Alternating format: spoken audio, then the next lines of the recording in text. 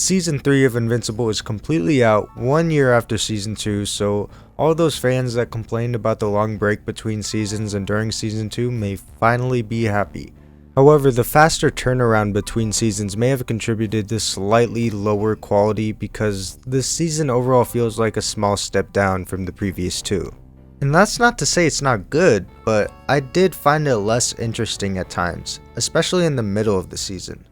I'll go through each episode so you know what I mean. Episode 1 is a pretty good setup for the whole season. We see Mark in a training montage to see how much stronger he's getting. We also see that after killing Angstrom, he's more desensitized to extreme violence and doesn't care to hold back anymore.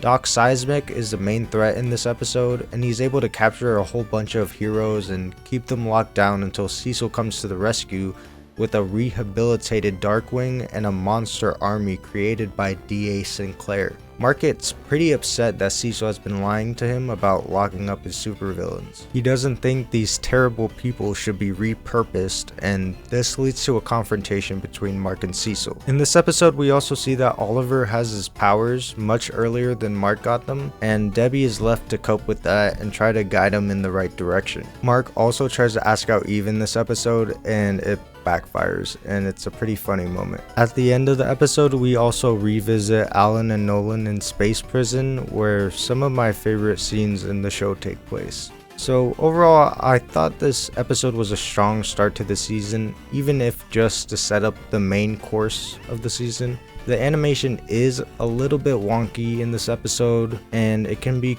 kinda distracting how static everything looks. Other than that, it did a good job hooking me in. Okay, Episode 2 is amazing. This episode belongs to Cecil, and to no one's surprise, it's one of the best in the whole show. Walton Goggins gets to really shine in this episode.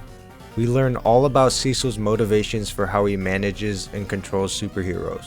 Cecil used to think about supervillains the same way as Mark, but was persuaded by his former boss to see things differently. The flashback scenes are seriously so awesome in this episode. Also, the animation takes a huge step up from the first episode. I like how there's not really a right side between Mark and Cecil. Both of them have good reasons for what they do, but Cecil is probably more realistic. His extreme measures really piss off Mark and eventually divide up the Guardians of the Globe. Cecil takes things way too far and ultimately pushes Mark over the edge, and we get to see a mirrored scene of when Omni-Man murdered the Guardians of the Globe. We really can't blame Mark for hating Cecil because he seriously goes to the next level in controlling, stalking, and manipulating people. Mark also starts setting the wrong example for Oliver by threatening to kill Cecil. I love how much Cecil's methods backfire and end up turning Mark into the one thing he was afraid of. It's a great twist thrown into the story that builds on Mark's slow turn toward violence. We see new relationships form and old ones crumble in this episode, and it definitely marks a new phase in Invincible's story.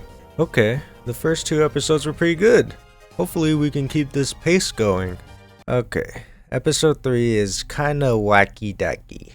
The opening scene shows this couple that has superpowers and they don't really want to hurt anybody, but they're poor, so they try to rob a bank. We see Invincible stop them with the help of Oliver, and it's kind of a sad ending for the couple. I'm guessing the show wants us to question if Invincible is actually helping people, which is a good plot point that is explored more later. However, the episode doesn't center around this couple any longer, and it focuses on Mark training Oliver to use his powers. The parts I like about this episode are the ones where we see Mark trying to teach Oliver how to be a hero. Seeing Oliver kill 2 supervillains almost as a direct reaction to what Mark said in the previous episode is really effective and gut-punching. There are some less exciting bits in this episode. Eve trying to fix her relationship with her parents is kind of whatever. I don't really want her to fix her relationship with them because her dad sucks ass. Also, the Titan side plot is really not the best. Having to endure this street level plot is not nearly as interesting as what's going on with Mark or with Omni-Man and Alan in space. The storyline pales in comparison to what we see at the end of the season. Also, Debbie's new boyfriend Paul is making me jealous. But yeah, this episode starts a run of subpar episodes that really don't compare to how the season started, and certainly not how the season ends. Episode 4 is a mixed bag.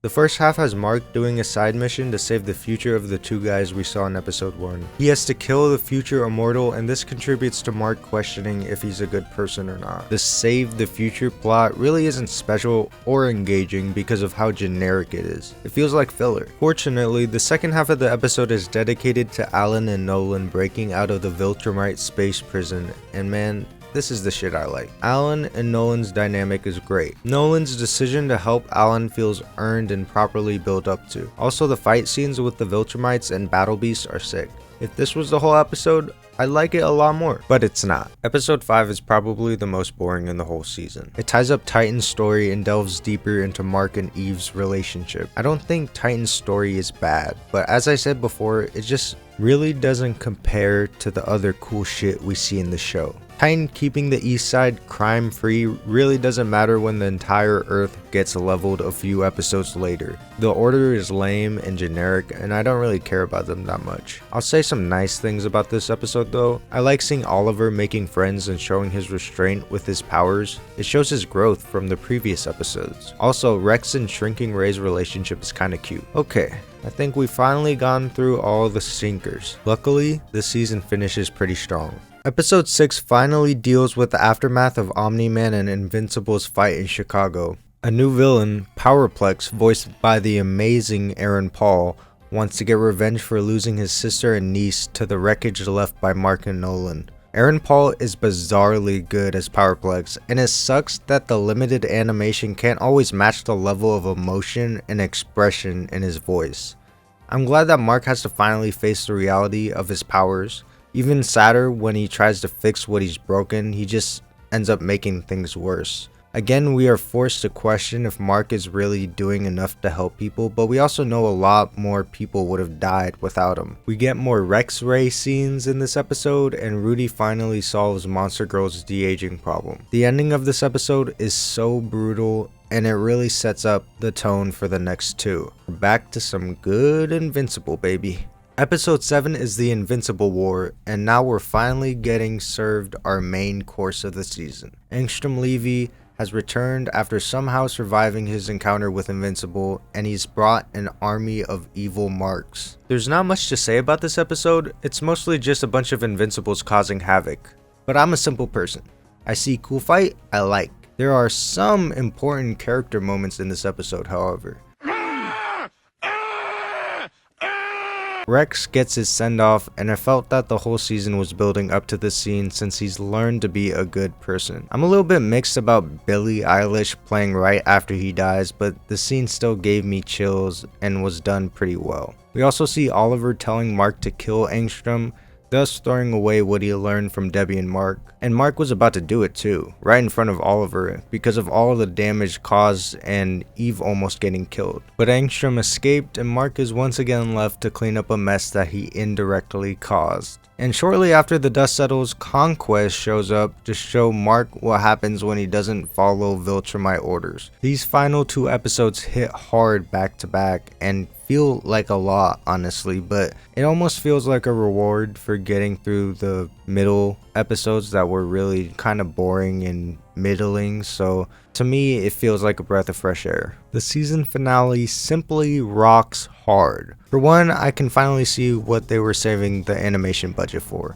The fight scenes between Mark and Conquest are very cool, and I like some of the mimicry of Mark's fight with Nolan. Conquest is simply a weapon of destruction, and he knows that. The end of the world happens all over again, and at this point the population of Earth is probably cut by at least a quarter after what the Invincibles did, and now Conquest. This Earth is so cooked. Invincible doesn't stand a chance against Conquest, who's just toying with him for half the battle, and then shit gets real when Oliver jumps in and then Eve. Like the previous episode, the season finale is just straight balls to wall action, which I enjoy for the most part. Seeing Oliver almost get pulled in half was definitely the most uncomfortable scene in this episode. The sounds of his body getting pulled apart were just unnerving. Conquest also has this weird emotional speech to Mark about being lonely right as he's about to kill him. He's so weird and menacing, and I love it. Jeffrey Dean Morgan does an amazing job, and the animation really suits his performance. We also get to see Eve go into the Avatar state, which was really cool, and Mark